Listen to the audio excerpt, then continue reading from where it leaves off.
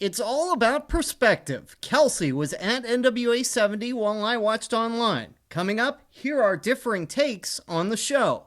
Roman Reigns shocked the wrestling world with his announcement on Raw. We discuss the significance of what he said and how the wrestling world reacted. Evolution is on Sunday. What matches excite us, and where did WWE drop the ball on this historic event? And more history is in the making on the high seas. We get you set for the Jericho Cruise with previews and our thoughts on Chris Jericho's career. It's all coming up next. WrestlingInc.com brings you Two-Faced Wrestling Talk, the podcast that goes beyond WWE and goes in depth on ROH, NJPW, Impact, and more. Also featuring fun pop culture and wrestling crossovers, listener Q&As, and extended discussions about wrestling topics past, present, and future. Now, here's your host, Kelsi. Hi, and welcome to Two-Faced Wrestling Talk. I'm joined, as usual, by Paul. And I am ready and excited about a historic weekend for women's wrestling, a historic weekend on the high seas for you, and a historic weekend last weekend. Yeah, the NWA 70 show just took place, and we're really going to talk a lot about that, plus a couple of previews about some other stuff. But before we jump in, let's remind everyone, you could follow us on social media at TwoFacedPod, TWOFACEDPOD, and TwoFacedPod.com, same spelling. That's where you could find all the different audio channels you can find us on, like Wrestling Inc., and their YouTube channel, and all their different audio platforms, all right there on a tab called Find the Pod. So that'll be your go-to place to find us. And you can find her at Super Kicking It, and me at PeopleRon88, and of course we want to thank our friends at St. Arnold Brewing for their support of the show.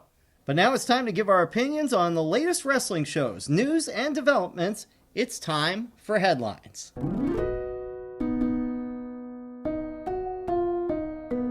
And as Kelsi mentioned, we're going to start with NWA 70, and as I mentioned at the very beginning of the show, it's all about perspective.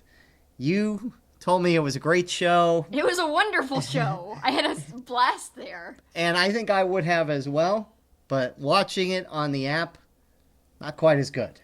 Well, I gotta say, I rewatched it as well, so having done that, I have two perspectives in one, in a way. I did think that, man, there was a lot of audio problems. I had heard the rumors of the audio problems, but I did not know that it was that in-depth, and throughout the whole entire show. It was pretty bad, but working in TV, both you and I, we know that's something that happens, even to experienced, channels. Yes, but this was really, really bad. I mean... It is their first time having a show. I get that, but it literally seemed like, and again, I've been in the business now 25 years, it was like they didn't test anything. It's like they just rolled up to the arena and said, let's do a TV show. I mean, it was awful.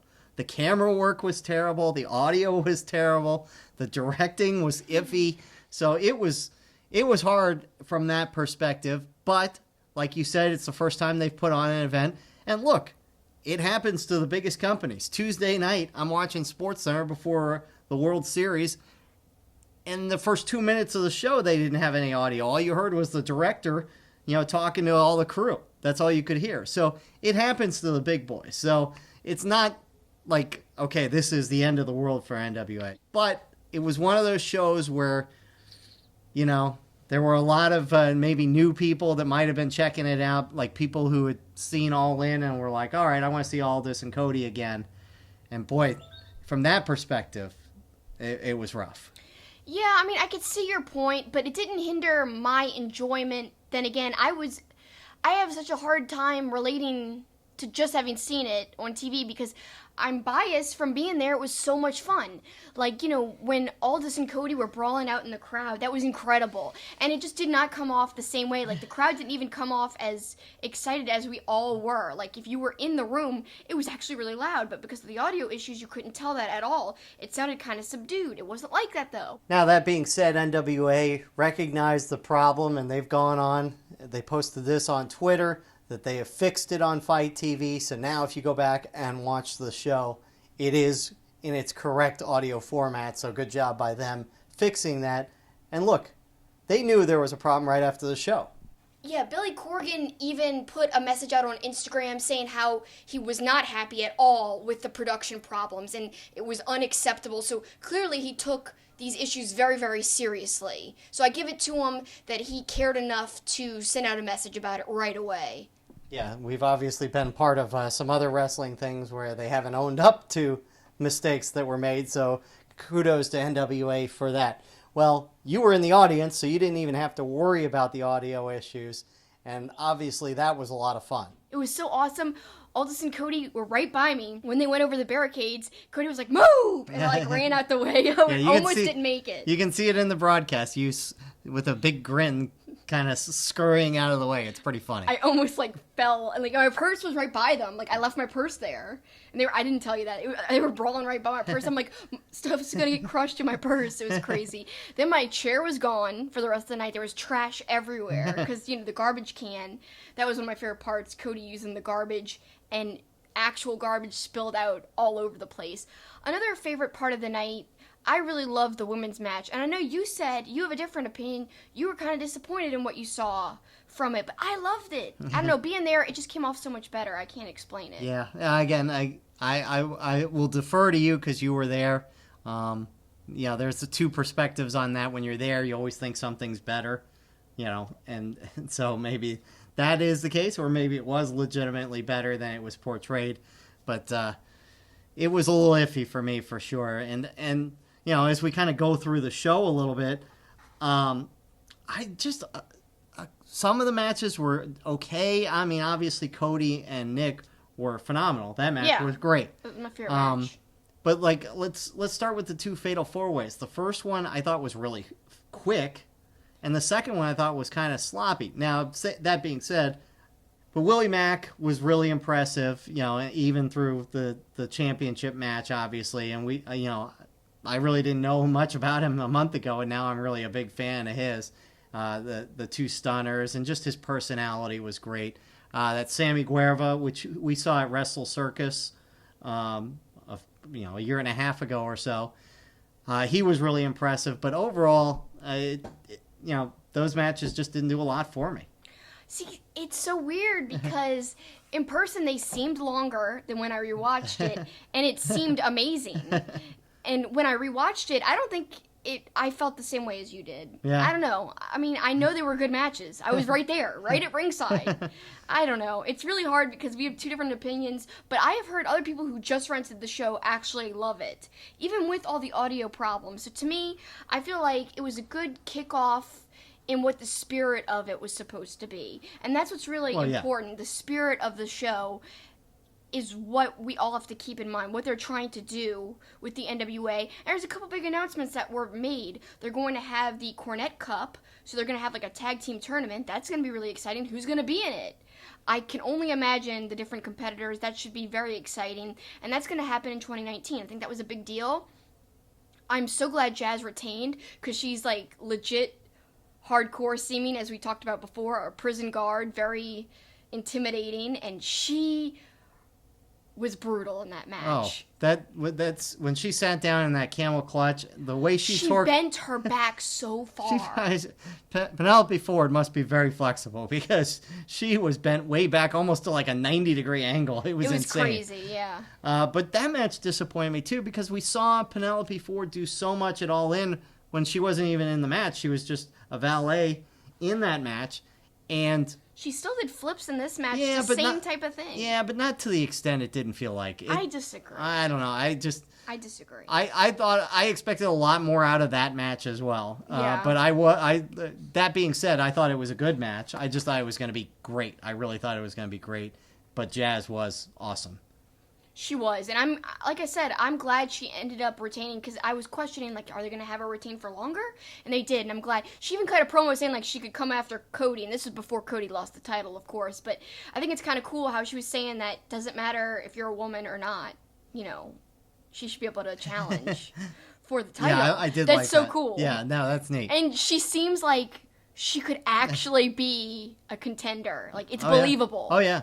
Yeah, no, she's intimidating, and she was very impressive. And again, I thought that was a pretty good match. I guess I just had really high expectations after what I saw of Penelope Ford at All In, but I thought it was good. I thought the whole show, to me, was one of my favorite shows I've been to all year. Not All In, okay? It wasn't All In, because All In was a once-in-a-lifetime experience for me. It was really special and unique, and we were really supporting the people who were putting it on type of thing. This, I feel like, was amazing. I had a great time. I saw a lot of, friends there. Special thanks to Dave Hancock for giving me his front row ticket that he wasn't able to sell. And I had, like, a good second row ticket, but he let me have the first row. And I got some great footage because of him. So thank you so much, Dave. That was awesome. And so that was cool seeing my friends. I think that added to it. And like I said, the spirit's what you should take away from it. I would rate it a 4.5 out of 5 in terms of having fun while being there. And I thought the wrestling quality came off way better in person. I've got so much good footage with different angles than you saw on the broadcast. Wow. So you might actually like my footage better than what you actually saw on the broadcast. Because maybe you actually captured some of the action? I did, yeah. Well, that was part of the problem, is I think I felt like I missed some stuff because they missed stuff on the broadcast. The cameras were, there was one point when they were in the crowd, and granted, I get it, it's hard when they go into the crowd. That camera guy was completely spinning in a circle. It was making me dizzy watching the match. It's hard to keep up with that. That was crazy. I was like on chairs. The concession stand. Yeah, it was crazy. That was one of my favorite parts ever. I even said to a whole bunch of people afterwards, like, oh my God, my chair was destroyed. This is the greatest thing ever. Well, let's talk a little bit about that main event, because it really was really, really good. As much as it seems like I'm being critical of the show, I just thought it was an average show. But this, to me, saved the show because it was such a good match. I like, you talk about the psychology of matches sometimes. I liked how they did that first fall where Cody, to save himself because he couldn't get to the ropes, taps out. I think that I loved it, and they played it up on commentary. Yeah, they did. I thought that was really good. I thought that was the perfect way to start off the match. It made perfect sense. The flow really continued to work very well from there. So yeah, right decision on the way it started and who got the first fall and how that happened. And let me just say this, like, a lot of people, this is going to the results of the match, they might be upset that Cody lost it so fast, but to me, if Cody had to lose it for some reason, we don't know where he's going to be. We don't know what's happening. But Aldis is a great champion. A lot of people might criticize him saying, like, well, he's not Cody. He can't bring the eyes. But I don't know. If you think about it, Aldis is the one who kind of started to bring it back into prominence before Cody was even in the picture of challenging for it. Now, All In was a huge part in kind of like stepping way up, well, like, doubling the eyes on it. Yeah. But I still think Nick did a lot of this work on his own, and he had this wonderful speech after the match was over, talking about thank you to Cody. Let's all give it up for him. Just really classy speech. I got some of it. I'll play some of it, in a minute or two. Just, he's a class act. He's hard not to like. Yeah, no, I think having Aldis hold the belt makes sense. He needed the match with Cody at All In, I think, to get more people to know who he was. Now I think people know who he was. Plus, remember, he was so good on commentary on that Ring of Honor show. So I think people are getting a sense of his personality now, too. So I think now, him having the belt the second time around, more people are apt to follow it. More people are going to follow 10 Pounds of Gold. And I think all of that is the right move. Yeah, and actually I've got a little bit of a scoop. If people didn't catch, they had like a press conference after the show was over, and unfortunately I did not get this on camera, but Aldis teased a Aldis versus Cody 3, but he also teased a future defense against Marty Scurll, because they're best friends, he says. So how cool would that be, Aldis versus Marty Scurll? I think that would be a phenomenal match. So yeah, I think now that Aldis is more well-known, not that he wasn't known at all, it's just that the All In thing brought a lot more eyes to what NWA is doing for sure. And now that he's got it for a second time, there's going to be even more prominent people to challenge for the title, like Marty Scurll. Mm-hmm. He's not just anybody. Like, if you look back to when Nick first had it, some of his challengers included, like, James Ellsworth, right, who was a part of the show, and rightfully so, because they had people a part of the show that were kind of a part of this resurgence. Tim Storm, Ellsworth, a couple Crimson, a couple other people as well, and some legends of the NWA like Magnum TA and Dory Funk Jr. All that made perfect sense. Mm-hmm. And I like that. They care about tradition. They care about the people who have shown them loyalty, obviously, and it's showing. So I just feel like this whole second run for Aldis will be very, very special and even better than before. Well, why don't we play a little bit of Nick Aldis? Yep. One thing we can always guarantee you is athleticism, drama, and passion, because you will have passion, and that's why we want to deliver for you in this ring, in the back, on all of our products, everything we do. You don't have to like me, you don't have to like everybody in the back. We just appreciate the fact that you parted with your money to support the cause, and we will continue to deliver for you as long as you're willing to part with your money for us. Thank you very much. Stay home safe and have a good night. And please, while you're at it, you're more than happy to do it most of the time anyway, but let's hear it one more time for the American Nightmare, Cody Rhodes.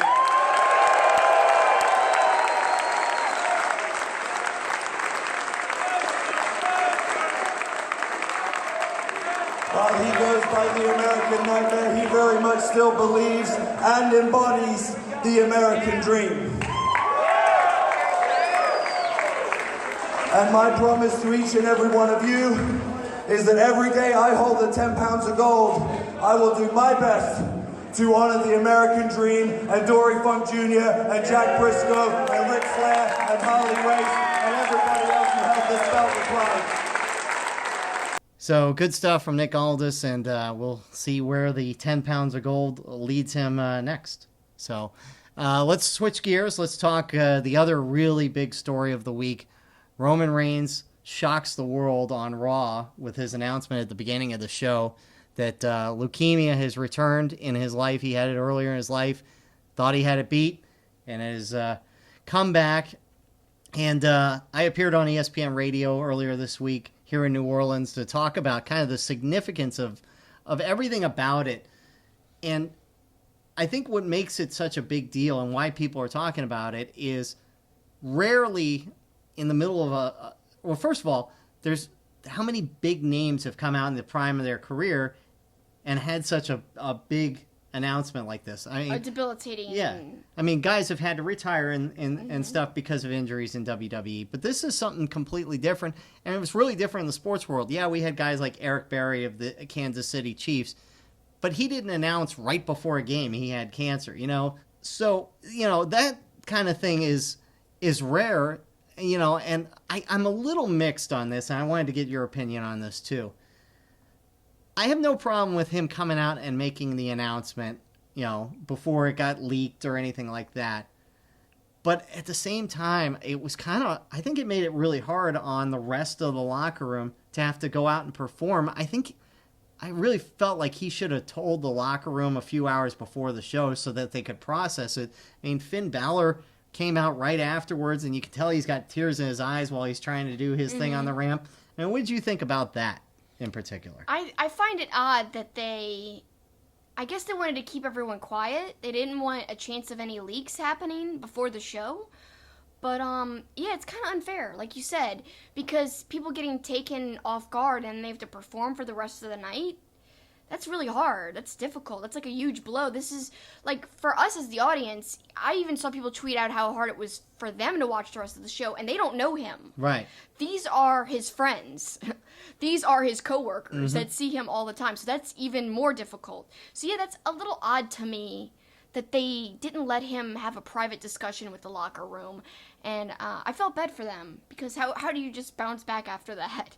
But they did a great job. I got to give them props, because it's a hard situation to deal with, but they got through it. We posted a video on Wrestling Inc. Showing some of the reaction which has come in from around the world, and it has been impressive.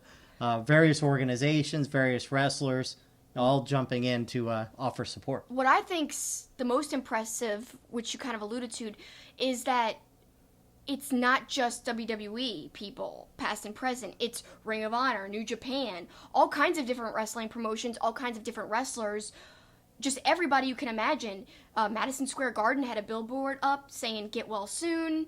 Talk about Roman Reigns' previous football team. They even tweeted. Yeah. Georgia Tech, where he played college football, tweeted about it. I loved the Instagram post from Braun Strowman. I thought that was great, talking about how tough he is. He's one of his best friends in the locker room, even though they've had these epic battles on TV. And Tama Tonga, I think, was the most surprising tweet because he dropped his gimmick for it, which I thought was really classy. He's like, gimmicks aside, like, really hope he beats this thing. Like, prayers your way. I'm paraphrasing, I can't remember, but he definitely said gimmicks aside, which I thought was so cool of him to just drop his gimmick, because he's been playing his gimmick so hard and extreme, so that was so cool of Tama Tonga especially. Now, it was really kind of cool to see some of the posts, the Usos posting the picture of the three of them as kids together, and just the support is really nice to see. It's heartwarming. Yeah. And as the show progressed, I guess we got to touch on, so Ambrose and Rollins have to go out and fight for the tag team title. Now, right after the announcement, they came out, they did the Shield thing, Tears. Both of them crying, I mean, because they obviously were taken off guard by it too. But then they come back to the end of the show, they win the tag team title after Braun Strowman comes in and beats up Drew McIntyre, which is setting up for a whole different program, which might be interesting. But we kind of, you didn't know if WWE was setting up something with Dean turning, or if that was just kind of supposed to be a distraction, but he did turn. So what'd you think of that? People are divided on this. Some people think it's so sleazy. Other people are like, this is wrestling. You're playing on emotion. That's what wrestling is. There's a huge divide among people on this topic. I don't know how to feel. I really don't have an extreme opinion on this. If they were going to turn him anyway, I guess it didn't matter that they did it that night. And I wonder, I'm sure Roman had to know that they were going to turn Dean. Right. Not that I necessarily think that they would have ran it by him, though. No. I'm not saying, I hate to be like this, but I don't think WWE is always squeaky clean. No. If you remember... Well, we'll get to that in a second. If you remember just some of the angles they've done in the past, like using Eddie Guerrero's death in storylines, all kinds of weird stuff they've done in the past. Charlotte Flair stuff about her brother. Well, yeah, and I've heard Ric Flair talk about that. He was like, she really wasn't comfortable with it, but she's new to the company and didn't want to say no at the same time. So at the same time, I'm not really thinking that Roman Reigns was really, apt to say no. Use this in the story angle. But I'm not bothered by it at the same time because it's all playing up on emotion and people are so pro-Roman. So it's not like anyone's like, we hate Roman because of the angle. If it was something different to where it would affect how people thought of him, that might be a different story, but it really just makes people like him even more. I don't know. Yeah. And make Dean the bad guy, which is just a character. It's just a story. Right. So I don't really have that big of a problem with it, but I do see the other side too. It is a little shady. So Dean Ambrose and Seth Rollins, they actually had a program in the past when Rollins was the one that turned on the Shield, and they had some really good matches in the past. So obviously, we'll see that in the future. We'll see, speaking of WWE and sleazy, this whole business in Saudi Arabia is just a big mess. Now, we're recording the podcast on Wednesday this week. By the time it airs, things could change. So we're not really going to talk about what they should or shouldn't do, but more talk about what has happened. And some big names have said they didn't want to be a part of it. John Cena, Daniel Bryan, Kane. I mean, what do you think about these guys stepping up and saying, we don't want to be a part of this? I am impressed by these guys. I love that they stood up to this because what's happening is wrong. I hate that they're even going to Saudi Arabia. I think it's unforgivable almost. If I didn't cover WWE, I'd be okay with not watching ever again. Not just because of this, because of a lot of reasons, but this would be like the icing on top of the cake already of things that are very frustrating about being a WWE fan. Now, there's some great points about being a fan that pop up every now and then, but it's getting fewer and farther in between, especially when you've got something so sleazy, we're going to use that word again, like this.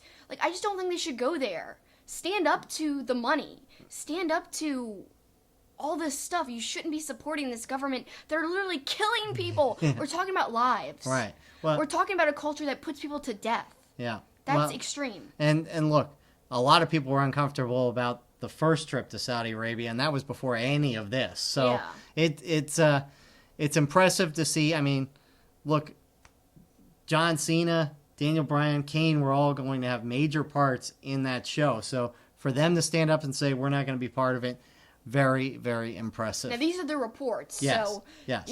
I would love to know more details about everything, but only time will tell what's actually going to unfold. There's rumors that Hulk Hogan will be there, if it even still happens. Yeah. We just don't know. Yeah, craziest thing was I also read on Wednesday morning that a lot of the tickets hadn't even gone on sale yet, and the show was a week from Friday, so it's all very fluid. That's crazy. Well, let's jump ahead to the other WWE news, and that's Evolution this weekend. Huge, historic event, an all-women's pay-per-view for the first time. There's certainly some good matches in there, but I think you and I are in agreement on the match that's not there that should be and really could push this pay-per-view over the top. Yeah, I'm so surprised that they're not doing Bayley versus Sasha. I think that's a huge mistake. A missed opportunity. Yeah. I mean, we talked about this months and months ago. Like, imagine they are building up this whole thing, they're friends again, just for them to have another falling out right before Evolution, and then we get the singles match we've been waiting for since their NXT days. Since it's amazing, TakeOver Brooklyn match that everyone loves. Yep. Why? Yeah. Why are they just having them in a random match? Yeah, just a random 6-woman tag match that could be on Raw. It's just that, like, that's not special. I mean, Yeah. to me, that's part of the problem with this pay-per-view is there are some special matches. Look, Charlotte and Becky in an first ever Iron Woman match. That's a big deal. Nikki, Ronda, I don't know how good that's going to be. I think it could be all right. Obviously, seeing Trish and Lita back together, that's interesting. Look, the NXT women's title match again. That's what I'm most great. excited for, honestly, is that match, because I liked their other match, so their other matches actually. Yeah. So I'm looking forward to them meeting up again. I love Kairi Sane. Yeah. I'm really a big fan, and as we've said before, Baszler is like one of the best heels, not only in NXT, not only in the women's division, but in all of WWE as a whole, the whole umbrella of WWE. I think she's so believable as someone who's a very scary, bad heel, bad guy, essentially. She's awesome, and I just love her character. So it's going to be an interesting show. I'm looking forward to seeing it, but I just think it leaves me wanting more of what they could have made this first ever show be. I think they could have built it up a lot more. I think there could be more compelling matches. I really do. I mean, again, you've got all this female talent, and most of it's going to be lumped into this battle royal, and so we'll see. We'll see how it turns out. I mean, there's certainly going to be some good matches, and it'll be interesting to see. Well, let's shift gears. We talk about it quite a bit. The artwork that's behind us, from the WrestleCon to our custom artwork from All In. And our logo. And our logo itself is from our good friend Eric Hodson. Yeah, he is a great artist. And if you want to find him on Facebook, Eric Hodson's Illustrations, just search for that. On Twitter, it's at Dreaded Dinosaur, which is named after his comic that he does on his own, The Dreaded Dinosaur Man, which we talk about every week. But something big that he's been kind of talking about for a few months, we talked about it back at StarCast when we saw him there. It's this new comic book series that hopefully will go more than just one series. He's hoping that there'll be a launching off and do a longer thing. It's all about Roddy Piper, this first one, and it's called The Kilted Avenger. And it's in, conjunction with Roddy's family. So it's got their blessing. Pro Wrestling Tees is involved, and he took the time to tell us all about this exciting project. Plus, something about his background that people might not know. You're going to find out a lot about him in this interview. Tell us, you've got some exciting projects coming up, including this new Roddy Piper comic book. Yeah, that's the biggest thing going in my plate right now, and the Indiegogo campaign is in full swing. Got some great preliminary art up there, and I'm working away on the pages as we speak. What got you interested in Roddy Piper? He obviously was just a great character on his own, so bringing him to life in this comic book has got to be fun. Oh, it's absolutely fun. And so it's one of my biggest regrets is he's one of the guys that I always liked that I never got to meet in person before he passed. It was the last opportunity that I had one of those fan-struck moments where I didn't want to bother him.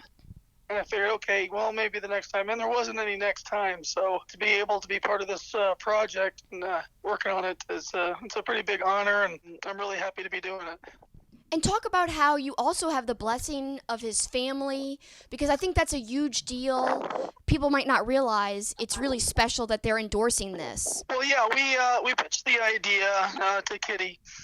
There's this larger idea of trying to come up with a comic book universe where wrestlers are portrayed more as superheroes and have a multiple book with multiple wrestlers and have this one storyline kind of weaving in between them. So this is the first book, and what we're going to hope is going to be a long series of these different things. And Kitty was on board with it, and she loved the preliminary art, which you can see on the Indiegogo. We're steaming away full speed ahead. We got Pro Wrestling Tees as the distributor, and they handled the licensing, and they were kind of the go-between between Mess Bucket Comics, myself, and Kitty. Well, why don't you give us a little thumbnail of what the storyline is about and what people can expect in it?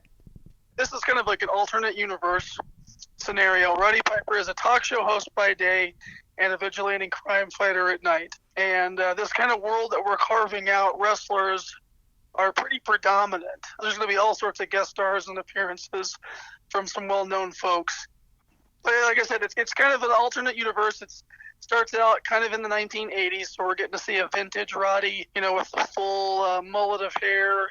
Without trying to give away too much of the story, there's a large villain character introduced. Again, this is supposed to be at the beginning of a much larger story that we're going to tell in different books. So you're getting kind of an origin of this villain character. Piper's already been a hero for a number of years prior to this. He's finds out it's somebody he knew, hilarity and action ensues.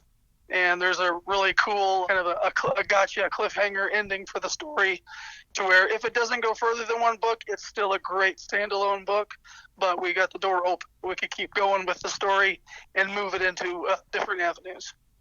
I think that's a really good plan, and it sounds really intriguing. I've also been keeping up with your social media, and I saw that you're doing a lot of research and that you're trying to put in like a lot of references into this book of different Roddy stuff. Can you tell us anything about the references that you're going to be putting in? Well, we want this book to be for Piper fans, by Piper fans. That's kind of like our going into this was like, we want this to be something that people who have loved him for so long are just going to cherish, and there's going to be things that will be like in the background, and there'll be things that are very overt. There'll be references to some of his favorite matches, some of the movies he's been in, things of that nature. We just want to keep it lighthearted. It's going to be kind of like like comics used to be in the 70s and 80s. More good story, number one, but not like overly dark or overly sinister, but something fun that the kids can read that their parents are going to enjoy too. Well, this is obviously going to take up a lot of your time, but you got some other projects you're working on as well, or is this pretty much an all-day affair for you? Well, it's going to end up taking up a lot of my time initially. This is a huge book too. It's 52 pages. So it's going to be a graphic novel, not like a normal comic book. And I'm working out a schedule to where I'm working on that at a steady pace. It gets priority, and then also working on my wrestling fan art. My webcomic Dinosaur Man needs some attention, so I'm going to try to be on schedule and schedule different things for different days, to where I've got a good production output, so to speak.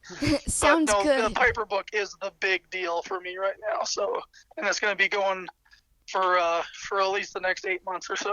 Well, that sounds, again, really impressive. Lots of work ahead, but I'm really eager to see how it's all going to turn out. Tell us how we could support this comic book going forward. Tell us about the campaign. Well, the campaign is rolling right now. We are about 17% funded. We have a very modest goal of about $6,000, and basically what this money is going to do is basically pay our wages for the time that it's taken to put the book together. The Pro Wrestling Tees and Kitty, they're taking a big risk on us, so there's no upfront money to pay the bills with from day to day. And, being an artist, you put in a solid 8 or 9 hour day, you still got to keep the lights on and keep food on the table. So that's the main reason why we're doing the crowdfund, is to free up so that I don't have to worry about other things, and I can focus on getting the book done on time. And then we've got some great stretch goals where we have some famous artists like Arvell Jones, who's going to do a nice poster print for us. Gus Vasquez, I believe his name is. He's a DC artist, big wrestling fan, and he's going to be, if we meet a stretch goal for him, he's going to be also doing some promo art for us as well. You just go to kiltedavenger.com or go to Indiegogo and search for Roddy Piper's name. You'll see the campaign there. We got some excellent perks to choose from. Number one, of course, you get a signed book for $25, signed by both me and the writer. And that's kind of like your entry-level one. But we've got some interesting ones where you can actually be in the book. There's the opening scenes. He's at his talk show. And there's lots of scenes where the audience is participating, talking back and forth. You know, they're enjoying the show. We want to put real people, real wrestling fans in that audience, as many as possible. So we do have some slots open for that. At a slightly higher tier, if you want to be one of the bad guy goons that Piper beats up in the main action scenes of the story, you can have that too. And then we have this real top tier one where you can actually be that your face will be the face of the main villain. We threw that in there more for fun because we don't really think, you know, that's going to be that's a pretty big ticket item right there. But if somebody wants to be the guy that's taking him on, there's the option. That sounds awesome. And I know you've done that in the past where you've tried to put real people in the audience for some of your comics. Well, you talked about being an artist. At what age did you take an interest in art? When did you realize you had this talent? Well, I've always done it ever since I could pick up a pencil. I grew up a farm kid. I was drawing tractors, and my tractors were rectangles with a couple of circles in the front and the back, you know. So it was just always something that I did. I can't remember any time where I actually decided that I wanted to be interested in it. It was just like it just kind of grew up with me as I grew. Drawing just kind of consumed most of my free time, and I was coming up with my own comics in middle school and high school. And shoot, in middle school I was drawing coloring sheets from friends, making photocopies and selling them at school. So that was the first time I actually tried to make money off my art, and of course my teacher shut me down because you can't have capitalism in a school. But no, it's just something that's always been a part of my life, and I'm blessed to still be able to do it even at 40 years old now. Talk about how you kind of meshed your love of comics and art with wrestling. How did that come about? Well, I always loved watching wrestling. It was one of the bonding moments between me and my dad. We would go down to the video store, rent the VHS. For those of you who are millennials or younger, it's this little plastic box that has this magnetic tape in it. You would put that into another metal box, and images would show on your TV. So that was the only way I could ever watch SummerSlam or WrestleMania or anything like that. And I would always look forward to it. And to me, you know, I had a giant box of comics, watching wrestling, watching cartoons. Wrestling was no different than the cartoons and the comics. It was like live-action comic books. So it just kind of clicked in my head, hey, why don't I mix comic book classic covers like Spider-Man 129, the first appearance of the Punisher, with Bret the Hitman Hart? And it just worked, and people love it. And I've grown a significant fan base that just loves that. So I try to churn a new one out about every month, and right now I got about 35 with another 6 that are in various stages of development. So it's been good. It's been wonderful, and I truly enjoy seeing the people's faces when they make the connections, because sometimes it's like a nostalgia trivia. You know, what one is that referencing, or well, what match was that? Because I don't just like throw stuff in there. I try to put storylines and matches, specific characters, things that the fans are really going to connect with. And it's a lot of fun to put those puzzles together. Well, Kelsi is one of those millennials you referred to, whereas I am plenty old enough to actually remember Betamax. So, oh yeah. Well, a lot of people may not know, you know, this isn't easy for you. You have a physical challenge that you have to contend with in doing this artwork. Just talk a little bit about that and how you've worked around that, I guess, basically. Well, I started having some health problems in college. I went to art school here in Detroit, where I'm still living, and I started having what was called Raynaud's phenomenon, where your body thinks it's freezing to death when you catch a chill, draws all your blood out of your extremities to try to save your heart. Kind of like if you're freezing to death in the ocean or something, it would do the same thing. Only this is because I took some frozen waffles out of the freezer. And it was a complete mystery as to why this type of illness was with me for a couple of years.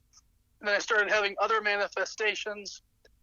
I got a doctor to finally diagnose me with scleroderma, which is Latin for hard skin. It's an autoimmune disease. One of these where your body's trying to kill you from the inside. And it's got a lot of qualities to it, like rheumatoid arthritis, where the bones and joints just kind of freeze up. So my hands are in weird shapes. All my fingers are all kind of contorted. I can barely hold things. I can't do common tasks very easily. If you wanted to simulate it, just tape all your fingers together and try to pinch everything between your index finger and your thumb. And that's kind of like what my right hand is capable of. My left hand is all wonky. It doesn't do hardly anything useful except bash into things and get sores on the fingers. Anyway, this kind of progressed from college into my adult life, and it's plateaued probably within the last 15 years where things haven't really gotten worse. We just kind of watch my internal organs, see that there's nothing else going on. I'm at risk for a throat cancer, so I get that checked out every 4 years.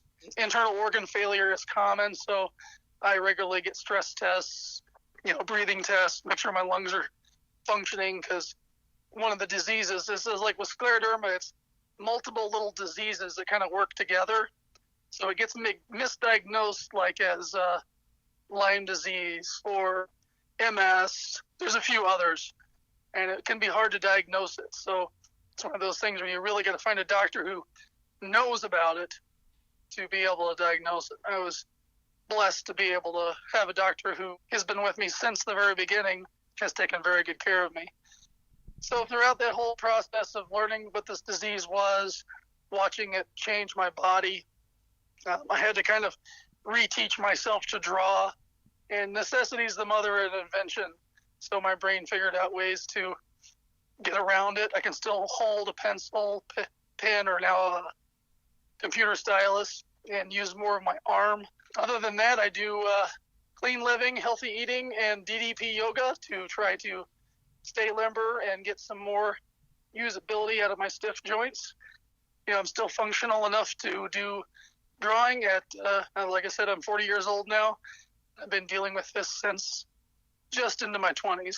Wow, I think it's just incredible how great your art is and how you've learned to manage this, and hopefully you're spreading awareness by letting people know about this. They might actually think that it's something else, and your story is just really positive, and we really appreciate you telling us about it, and hopefully somebody can take some comfort and we could spread more awareness about it.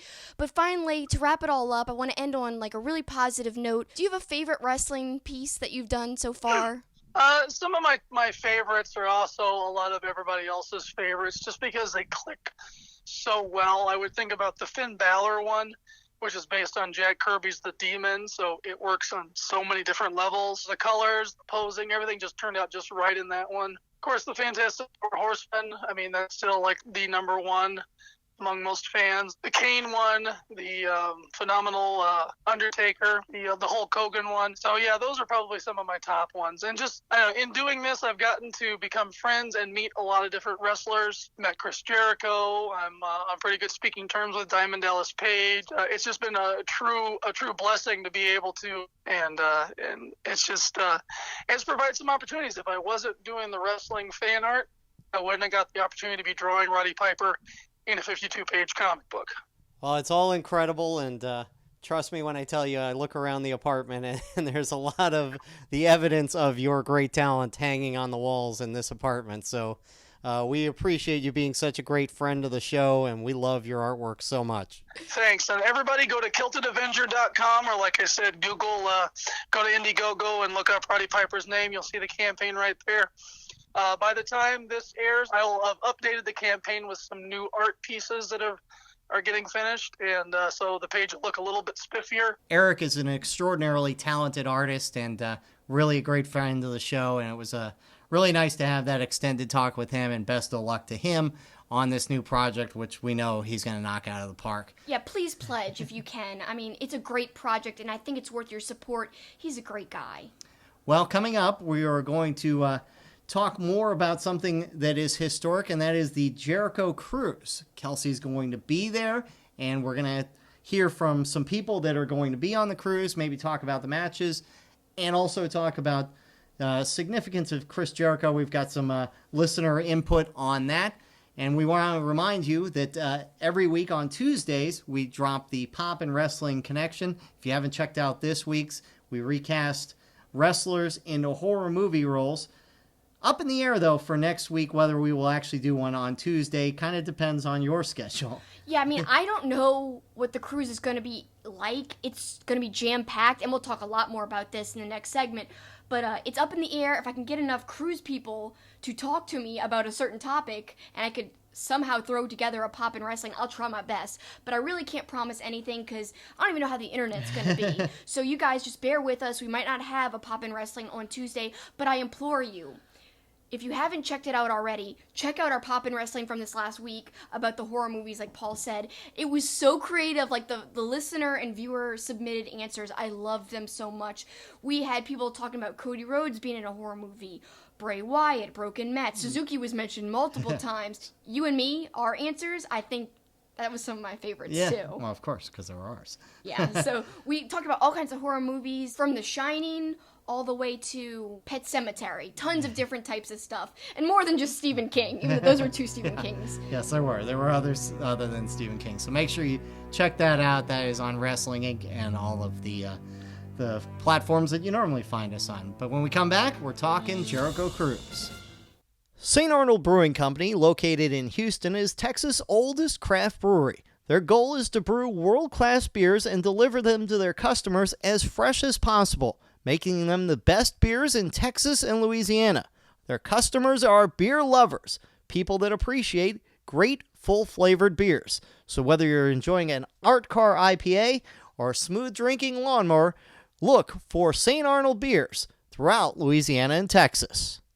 Welcome back to Two-Face Wrestling Talk, and now we're going to talk about me sailing away, man. I'm going to be on the Jericho Cruise, and we're going to talk about how historic this whole idea is, and really kind of how much of a revolutionary that Jericho is, not only as a wrestler, but as a performer in so many different avenues. He's just crazily talented, really a revolutionary in terms of just changing things up and always doing something different. Yeah, he's reinvented himself so many times, right? He's been a heel, he's been a face, he's been in all of these different promotions. There's talk that he may go to Impact at some point. Yeah, rumors. I mean, there's all kinds of stuff. He is, and of course, he's a rock star too. So Of course. he is tremendous, and this endeavor, not unlike All In, is a huge risk for him. Yeah. It's been well received. I think you pointed out there's one thing that's kind of a negative about this, and that it's not as special because it's going to be on pay-per-view. When you were hoping it was going to kind of be, like, only people in the cruise would know what was happening. Yeah, would see it, So that I was all excited, like I could report on stuff like that nobody knows is happening, and I don't know. So now it's like everyone's just going to see it just like they would any pay-per-view. Yeah, but still, regardless, there are some good matches. Let's talk a little bit about that. I mean, there's some matches we wouldn't normally see.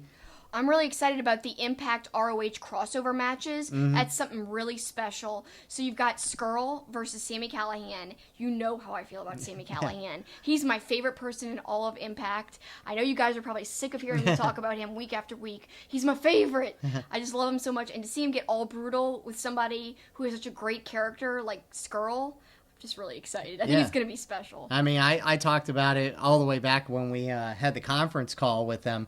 LAX versus the Young Bucks is going to be awesome. It's going to be phenomenal. And it's something like LAX is actually really excited about it because Young Bucks is one of the only teams they haven't faced. So when you've got a team that is really amped up for facing somebody else, I think it's going to make it even better when both teams kind of want to prove that they're going to have a great match together and they've never had one before. And then you've got the tournament called the Sea of Honor. That should be Interesting. There's some good matches in there. Adam Page versus Kazarian. Obviously, they've got a great history. Christopher Daniels is in it. Dalton Castle, Matt Taven. So the Briscoes. I can't wait. I hope they, go towards the finals. Yep. Kenny King, Jay Briscoe. That could be really good. Yeah, I can't wait. And then obviously one of the highlight matches is going to be Alpha Club versus Bullet Club. Who's involved in that? Yeah, you've got Cody, Skrull, and Kenny Omega versus Jericho and the Young Bucks. It's going to be insane because, as we know, Jericho and Omega have had tension in the past. Obviously, they had a whole Wrestle Kingdom match against each other. And actually, when I was at the New Japan show in California, I took the time to ask Kenny Omega about Jericho and about being on the cruise and the tension that they've had previously. But first, I want to address the fact that she attacked me for no gosh darn reason.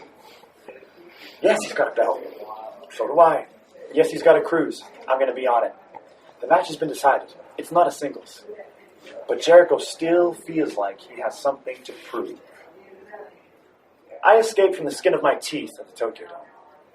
I don't feel like I'm better than Jericho. I feel like I barely escaped my life.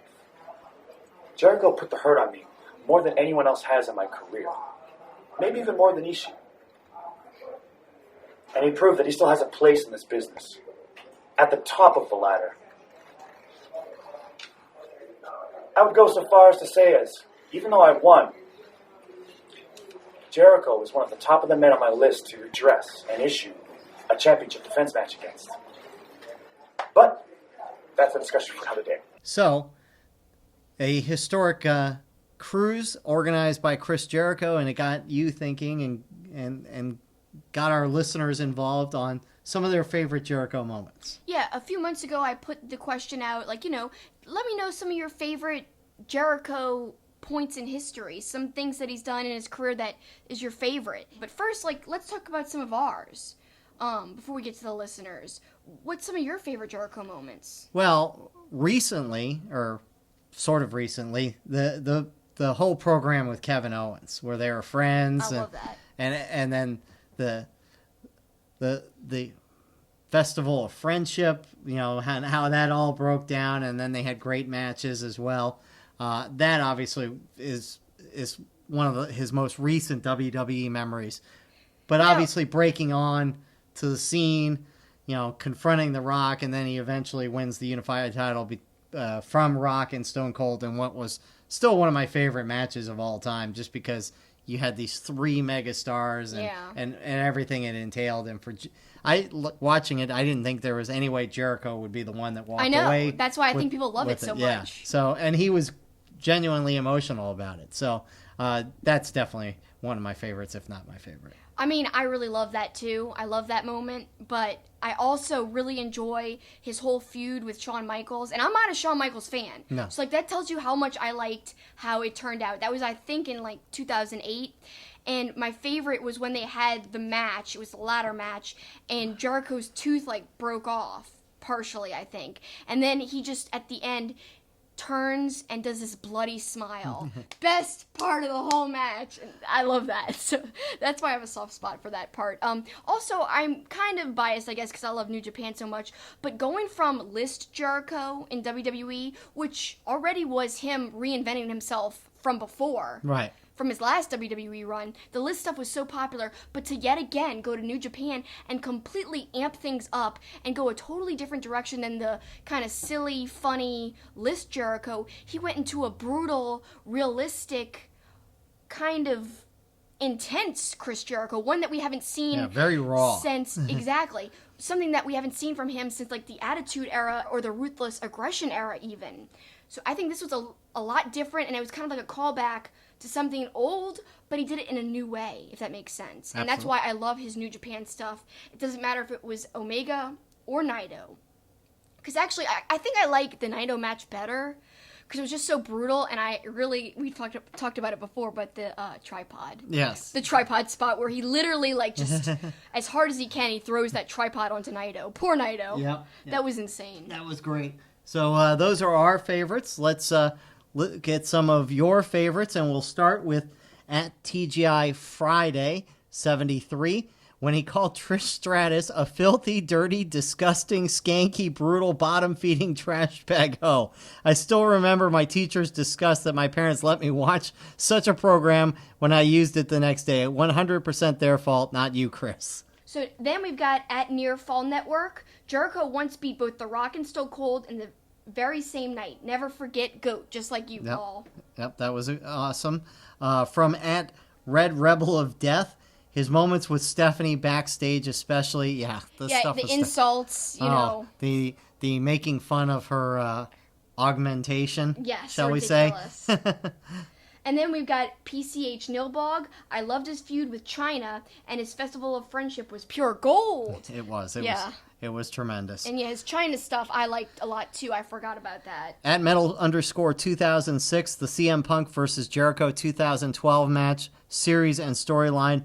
Punk feud because I was there in 2012 for Mania and Extreme Rules when they fought. Great match series. Recent would be his Omega and Naito feuds. He is the best in the world at what he does, and he backs it up. I gotta agree with that because time and time again, he just changes it up, even when you think there's no way he could do something new. Like after, like I said, the list. How could he go from there? And he did.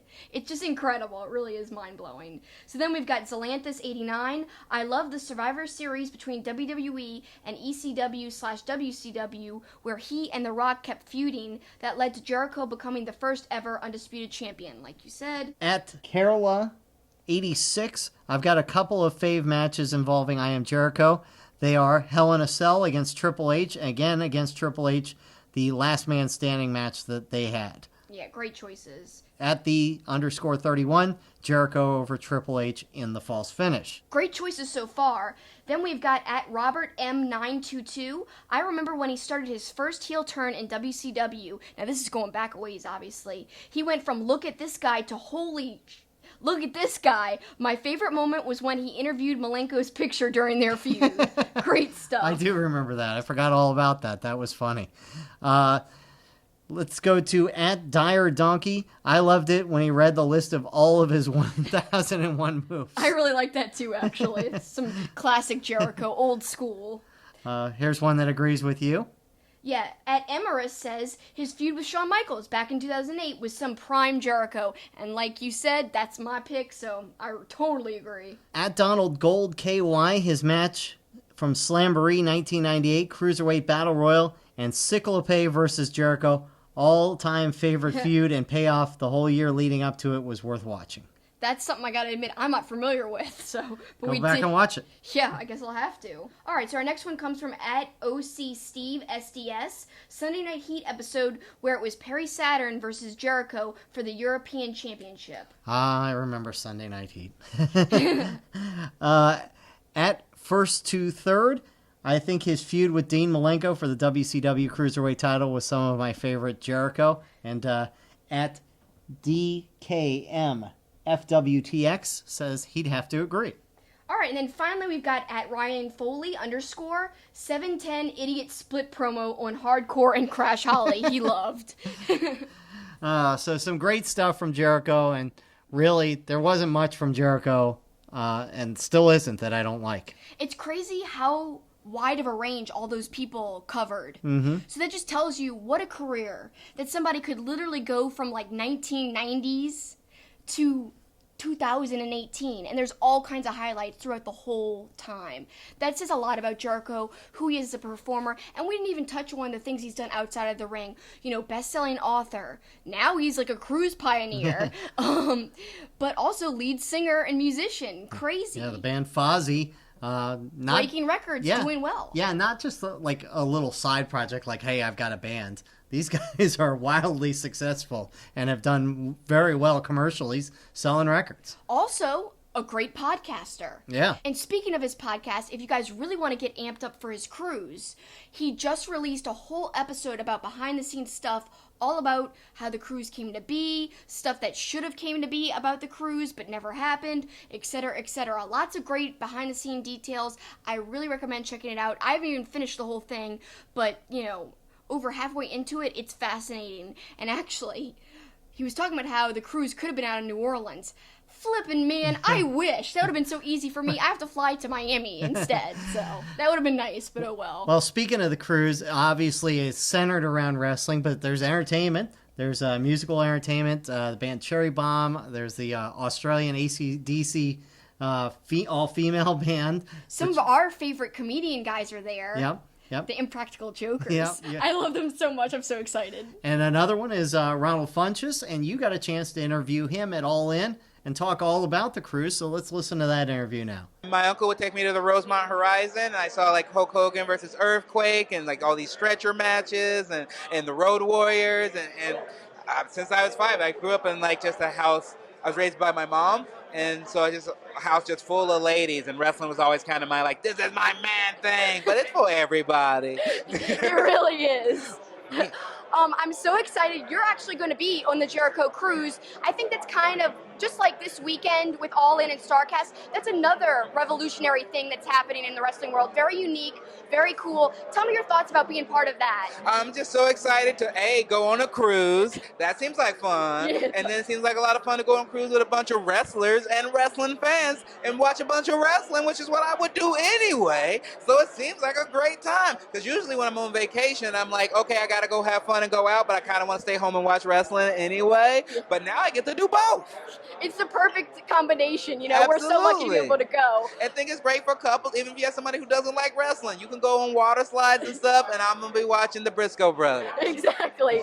Who wouldn't want to see the Briscoes? So he is a funny dude, and we really appreciate him coming by the table at All In and doing that interview with you. And now we look forward to the cruise, and it really should be quite entertaining. Yeah, I mean, the matches, that's going to be the best part of the whole thing. But, you know, I'm looking forward to the Impractical Jokers. I can't wait. I'm almost as excited about the wrestling as that. And we touched a lot on Jericho, but we may do an extended segment. We had talked about doing a whole show. Maybe in the not-too-distant future, maybe we'll debut another episode of Super Kicking It Old School where we talk about Jericho's career. Yeah, because I really wanted it to be all episode long, all Jericho, where we literally go back and watch a ton of his matches. Not that I haven't seen a lot of them, because I've seen a ton, but I wanted to rewatch them with fresh eyes and really analyze them in depth. But unfortunately, we just ran out of time with this crazy month. But yeah, look for that in the future, I hope. All right. And that's going to do it for this episode of Two-Faced Wrestling Talk. Next week, we will talk about all the great stuff from the cruise. We'll talk about Crown Jewel. And we'll get caught up maybe a little bit on New Japan as well. And again, follow us at TwoFacedPod, TWOFACEDPOD, to keep up with everything we're doing. I'm at Super Kicking It. Paul's at PBoron88. And yes, we'd love to interact with you as much as we can. But we thank you for taking the time to either listen or watch us if you're watching on YouTube. We appreciate you. That's the finish.